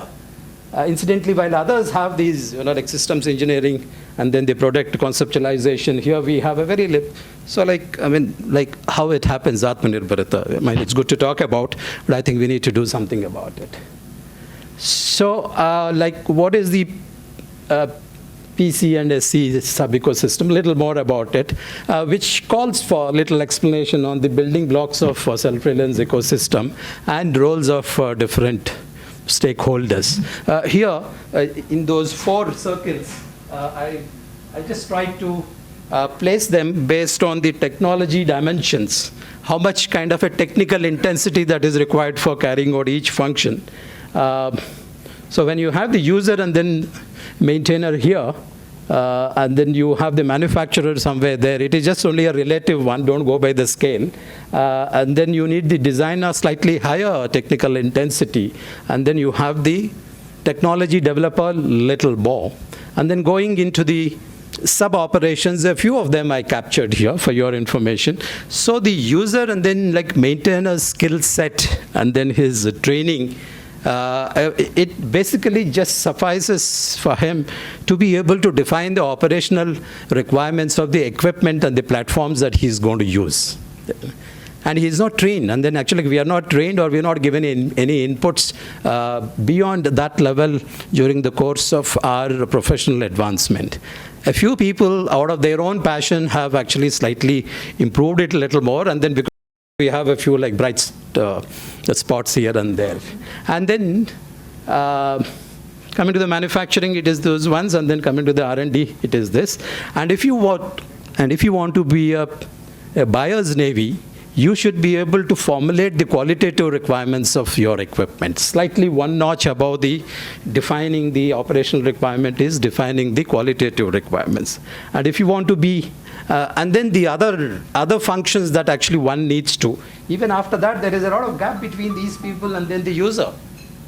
There are actually many other functions needs to be done, and for you to get the best of whatever the money that you're spending on your equipment and then your platform, that is evolving the optimal requirements. Just actually working out the requirements is not good enough. You should be able to evolve your requirements optimally, because anything slightly better requirement is going to cost money, and then for few things you may not have actually technologies for that one. So whatever that you have within that, you should be able to get the best, optimize it. That's again a different skill set, and again product planning and then optimal acquisition, and also how are you going to support the life cycle of that one throughout of this one. And if you want to be a builder's navy, you should be able to formulate the technical and development specifications of that equipment, so that your industrial ecosystem takes the cue from that and will be able to develop these things for you. In addition, you also need to have the product conceptualization skill, and again systems engineering and exploration of different options that you have within the resources available to you, and then again develop the solutions, and then the concept design. So who does this function here? So in my view, the product conceptualization and the systems engineering ecosystem is that there. So who does this for us here in the case of defense services? So what we do is we make the user to do this particular function. Along with a small little acquisition wing that is there in the Ministry of Defense. They try to do this one. But whereas worldwide, any navy that is, or rather any armed force that is comparable with us, you have huge structures manned by about, like 2,000, about like 5,000 people, like Atlas Japan, and then DG, DE&S, MOD UK, those ones like that. So in the absence of that, in the absence of like suboptimal ecosystems like this, you can imagine how difficult it is to become Atmanirbhar. So like what is the immediate impact of this suboptimal ecosystem? Is inordinate time for achieving Atmanirbharta, and then perennial lag in technology threshold. And the other implications are inability to develop capability at own will, and continued dependence on imports, and then high maintenance costs, suboptimal availability of assets. If any of you are suffering from any of those things, you know where lies the problem. And again, Commander Tarate was asking about the valves. This is the reason for that thing. So is it a desirable situation? At least not after 2020 Independence Day declaration of the leader, and then not after seeing the post-war supply chain interruptions that we found. So what is the remedial approach? So I'll just take another 1 minute. And restructure the defense PC and SC ecosystem. We got to look at it and then change the very way we function this particular thing. A fourth or fifth largest military of the world cannot be functioning like that. And then possibly when the British left, or rather when they were here, that function was being done in UK. They have never created that function here. They just had like Navy office and these kind of things there. And we just tried to expand them, and then we tried to do a job for which we have not been trained. So how do you restructure? If you just look at all the stakeholders, you have the professional directorates, I just said D1, D2, DN, and again MOD, that acquisition wing, DRDO, different labs, 1 to N, and again DPSUs, and then of course industry. So presently it is done by the line directorate has, every like professional directorate has a line function as well as a staff function. They do both there. The line function is the management of the equipment that particular professional directorate is supposed to take the custody or ownership and then do it. But it doesn't happen because the staff function overwhelms him. And he pays more attention to this and then he neglects it, because of which you have actually more problems. Because you have more problems, he goes into day-to-day firefighting. Because he goes into day-to-day firefighting, he doesn't have time to do this, manage his equipment. We are into a vicious cycle right now. So what I suggest is take out the line function from those directorates and get the MOD acquisition wing there, and take a slice of DRDO labs from there, and then take a slice of DPSU labs, and create a structure, train them, and ask them to do your actually product conceptualization. They are the people who drink, sleep, and then eat the kind of equipment that he is going to manage. In case of like somebody from DME who is managing valves, the guy, a small group sitting over there should be thinking always about valves. What is my valve today? What are the problems today? What is going to be my next generation valves? For which, what all the technologies I should nurture? So this is the kind of in-depth work that should be happening for you to have Atmanirbharata. So like create a cadre of professionals, an ideal mix of service and civilian officers. Cadre, don't post them there. You train them to an extent and then give them over there and then let them join that cadre so that he doesn't have to be again brought back to his sea time. And this is what all other armed forces do, in spite of having such a matured ecosystem. And make small teams to master in every equipment that you use, and then keep them at arm's length so that they are not involved with your day-to-day kind of functioning. They are not disturbed by that one, but there is a seamless information flow and then feedback. And train them well by rotating them through a DRDO lab, dockyards, onboard ships, so that they know about, with a focus on that particular equipment for which he is going to take ownership. And again, put them there, give him away to that particular ecosystem, and enable nurturing of knowledge, and then institutional knowledge management is the mantra. And womb to tomb. It's not only the womb to tomb responsibility of that particular equipment that he's going to look after, he also has to look after what is going to be the next birth there.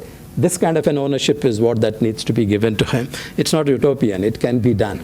And it's being done by everybody. With this kind of a government and with this kind of a focus, somebody just ought to have to go with the proposal and then you will get approval just in no time. I've taken more time to actually tell you about the problem and then less about the solution, because the identification of the problem is the biggest problem today. And with this, if you do so, this PC and SE ecosystem will be enhanced. And we may not have the kind of problems that we've been having so far, and the Atmanirbharata will not be a distant dream. It will be a reality. Thank you. Thanks a lot, ladies and gentlemen. Ladies and gentlemen, I think we spent a few minutes on question and answers. Please tell your name before you ask a question.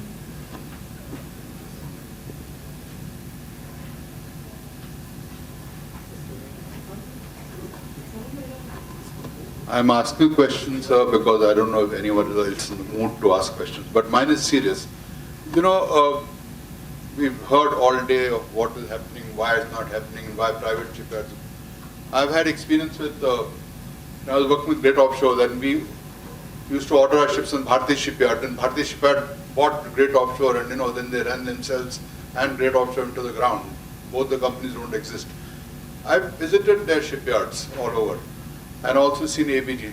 They've got prime properties, they've got terrific facilities, but why can't we, the PSUs or the bigger shipyards, take over these places and start utilizing them, because they're lying and rotting over there nowadays.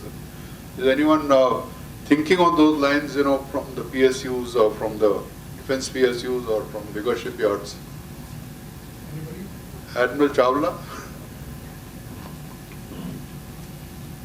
Sir, the issue is principally it's a good thought, but the issue is principally of money. So, whenever you think of taking over something, the government has to sanction money. So that the entire thing hinges on that if you take it over, even if you have provided the money to take it over, then what do you employ it for? A classic example is HSL. With due apologies to what happened. We took over HSL because it was a great opportunity, but then we didn't know what to do with it. So we tried to foist business onto it, which it was not capable of doing. Because there are many other factors like HR. I was personally very deeply involved in trying to give some business to HSL, so I understand that. So the problem is that finally, you end up with a non-productive yard, you end up with all sorts of problems, audit objections, CAG reports, and you spend more time, I think, as Admiral Sreenivas mentioned, answering. As ACS PNP, I spent more time answering objections, CAG objections of P-15 ships, which I was not involved in any way. But in the sense, so this is what happens. So I'm sure somebody would be answering those objections even today.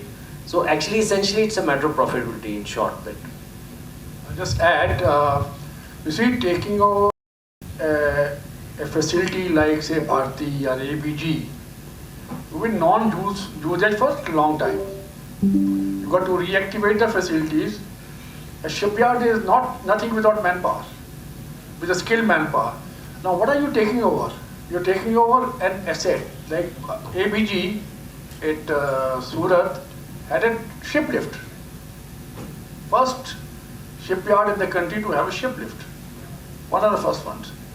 But if it's not in use, I don't think it's working or anything near that. So assets have to be taken with not only the infrastructure, but with the people who man the asset. Right?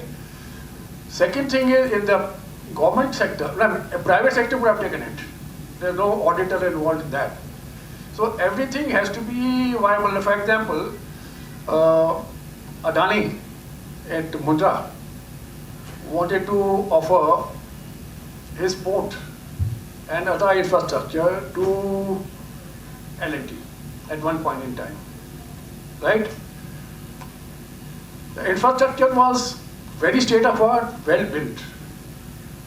But there are so many other reasons that you are inheriting a lot of problems along with the infrastructure. It's not worth it. The other problems, which I don't want to say in public, but there were some problems. Therefore, while the infrastructure is very good, but it couldn't be, normally it would have been taken over in no time by commercial negotiation. But there are so many other issues involved in it that it's a package deal. If you're buying problems, you're paying money for that problem also. So that is one of the problems of ABG. ABG had a lot of litigations. Bharti is lying there for, I visited that place in 2004. Or in fact, when I was ASD, much earlier. They were doing very well. But the money won by the management, taken by the management, was utilized somewhere else. The order was languishing for execution, and the facility became unusable over a period of time. So just having a facility by itself is not infrastructure only, it's a total comprehensive package. So one has to take a very commercial decision. Government issues are what Admiral Chawla mentioned. But any private sector, anybody else could have taken over. For example, Pipavav has been taken over by Mr. Ambani from Mr. Gandhi. There was a commercial deal. So the handing over, taking over and buying things, selling things does happen. But it has to be a total package, not be looked at only, oh, I have a dry dock, therefore you take over. No. I think in addition to what both the panelists have spoken, I'm just sharing an example. Most of you may be knowing that the UN Marine has just picked up PG or Bharti because their businesses are growing and they're quite confident about getting orders from Coast Guard and the Navy.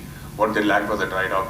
So this is a facility they picked up because both these firms are through NCLT, and that process. So they found it attractive and they have picked it up, and hopefully they will be able to utilize it well. So as the Admiral said, it's a commercial decision, and they will do a hard bargaining to take over and resolve all the litigations, etc. One of the main problems is, remember, in any shipyard is the manpower. Skilled manpower is the most essential ingredient in any shipbuilding activity. Without that, you can do nothing. Any other question, please?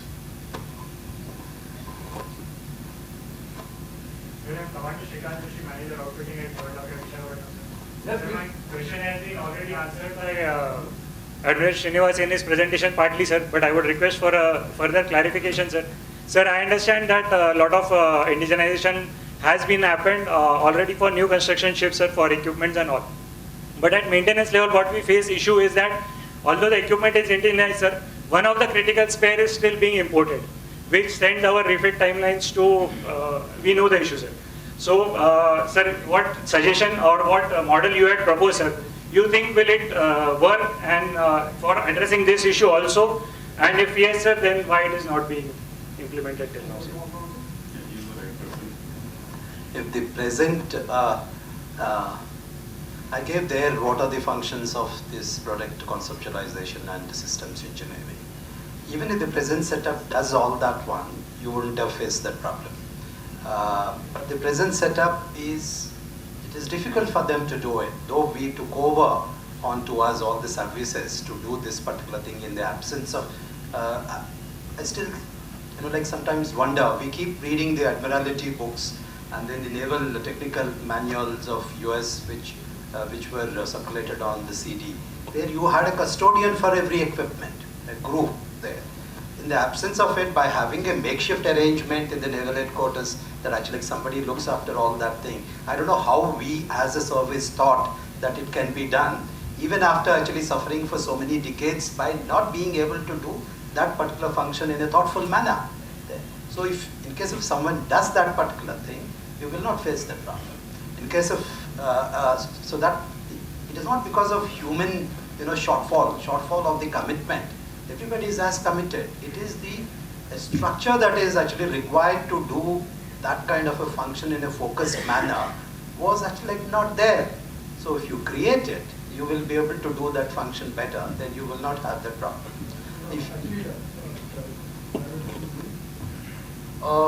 Your question, if I understand correctly, is that an equipment which has been supplied, the spares, there's lack of standardization of spares in the application of equipment. Is it correct? Not standardization, but one of the critical spares still will be owned by an OEM which will be imported. Which will be imported. That's fine. As long as So the solution. The spare importing takes time. Still, So the solution, in my opinion, there lies in this problem is inevitable. When you are even you take electronic equipment, for example, Bharat Electronics makes EW systems. 80% of the components will be indigenous, but there will be some component, critical component, which may be imported, which would be imported, because it's a question of scaling and cost. Is it worth?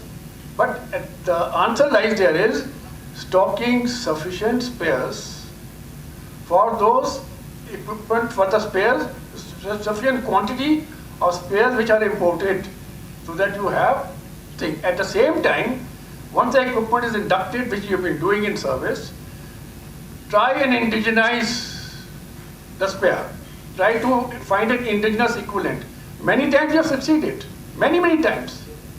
So the problem cannot be avoided in any equipment, because no manufacturer will like to buy things which is cost effective. Right? You develop some component in India, it might cost you much more than what is available outside. So therefore, that problem will be there, but the solution lies there in having good logistic support for those equipment which have a long lead time. And second thing is to concurrently indigenize that particular item so that in due course you are a little more self-reliant.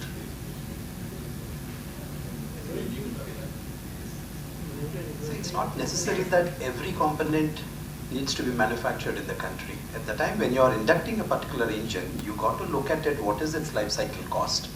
And then like how is the life cycle support is being given by the OEM. If you look at the 3 megawatt engines, both the Navy and Coast Guard put together, we have something around some 370 engines.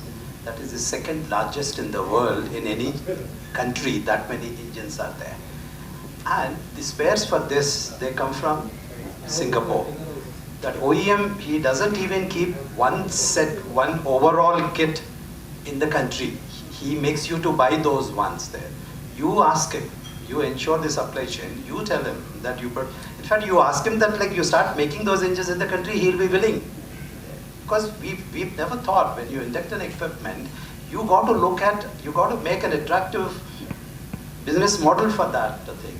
We just did a study recently in MOD along with Naval headquarters. If you look at the gas turbine, Ukrainian gas turbines requirement for the next 20, 25 years, they're about something about like 6,000 crores for the new as well as for overall cost.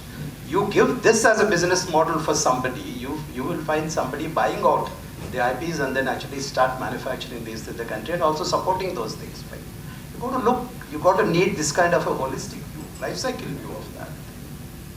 Any last one question, please? One more question. Anybody? That's it? You want to have a question? That's it? Okay. Good. Gentlemen, I just sum up this session by giving my concluding remarks. As far as the innovation and indigenization of systems and weapon systems and equipment is concerned, I see from the presentations morning till now that whatever we are more or less self-sufficient in float and move, but we continue to lag behind in our technology, indigenization, in fight capability. Even in the move category, I find there are gaps today by way of gas turbines, by way of reduction gears, and things like this. Critical machinery. I think the need of the hour now is that I've been listening to such presentations for many years now. This figure of 80-90% float move is going on, and the other side, the figure also is going on. There's no improvement in the figure. Very little improvement, in fact. So I think when we draw our technology roadmap for the Navy, which is, we should take into account that this is my priority one item. I need to be self-reliant in critical areas of technology, and that is where the gaps are. And on the technology roadmap, I have a comment that there's a lack of synergy between the DRDO technology roadmap and the naval technology roadmap. In terms of, you may have the same item figuring in each of one of them, but the priorities are different. I mean, I am just making a statement which I like to be challenged. The important thing is that we have a national asset like DRDO. We have to help them perform. If they're not performing, you have to make sure that they do perform. Navy has made very good headway in making them perform in many areas, and we have had a setback in many other areas. So my suggestion would be, way ahead would be, a synergy between the technology roadmap of DRDO and Indian Navy, Army and Air Force, so that the effort at indigenous development is optimized and focused on the right priority. And that is how we should be able to progressively reduce that dependence on import. Also, everybody has been talking this morning about teamwork in technology development.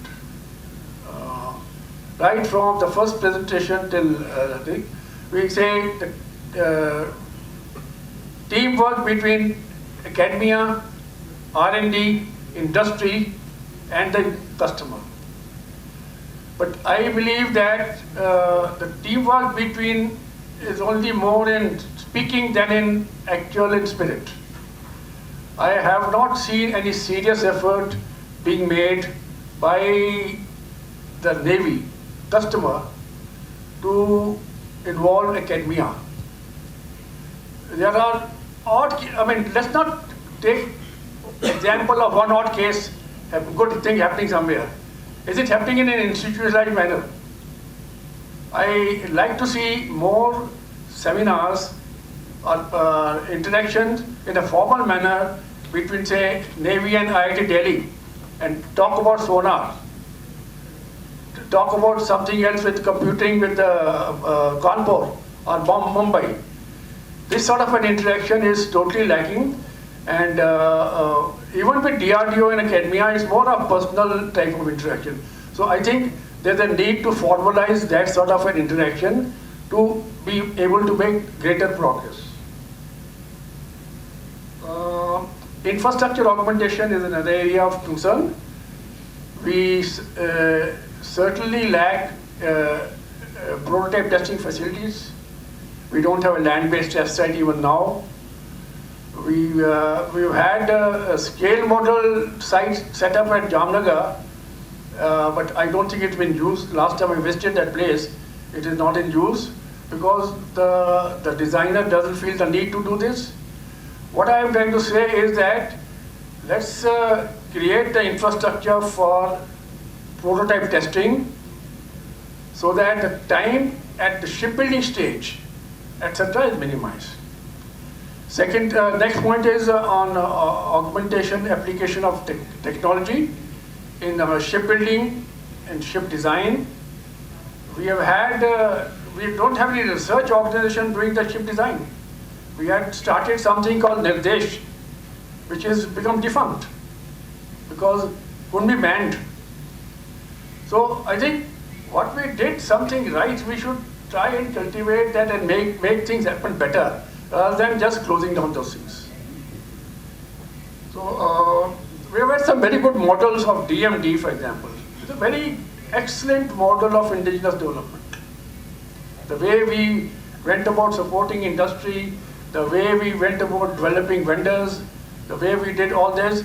In fact, the recent model of AIP model, which has now succeeded but yet to be proven on the submarine, is a very good effort of DRDO, industry, both L&T and Thermax. And they have had some very good result to show for that sort of an effort. But now there is no, I see, for no continuity in application. We are still waiting for some good time to sort of put it on a platform. I mean, it has to be a planned activity, not that, okay, it's happened, right, keep it lying there and we will go. When you actually use it, there may be many problems because of lack of attention and effort. Gas turbine is an area of concern. We have been talking about gas turbine indigenization for, I think, Kaveri gas turbine and GTRE for more than 25 years. Right. And there is again, why are we not focusing on, and there is so much of application, both commercial and military, for the gas turbine in India. When somebody have talked in the morning, LM2500 gas turbines, it is not indigenous. There is no technology. We are buying gas turbine and testing it and putting it on a platform. So let's be serious about certain issues where we actually lack indigenous capability, and then we should be able to make it little more, self-reliant as far as Navy is concerned. Thank you very much for your patience and listening to us at this odd hour of the day. I can see that you all want you to finish. We also want to finish. Thank you very much, and I must thank all the panelists for their nice presentation. Once again, thanks the IMF for giving us this opportunity to make this presentation, to share our thoughts with you on the subject of indigenization itself. Thank you.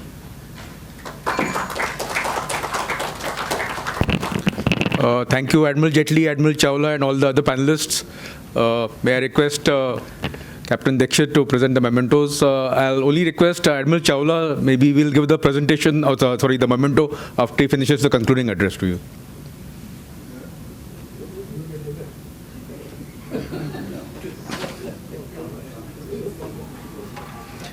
Admiral Jaitly.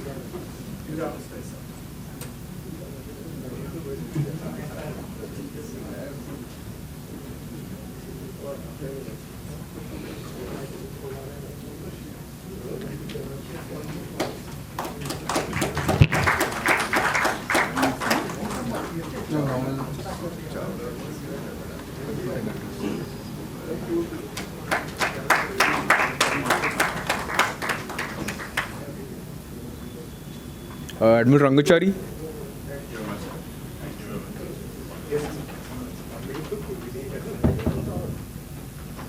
And Admiral Sreenivas.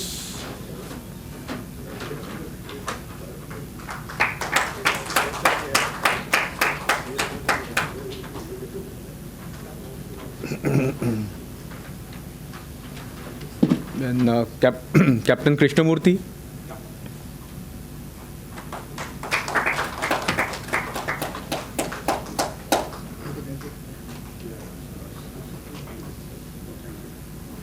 And Commodore Dr. Rana.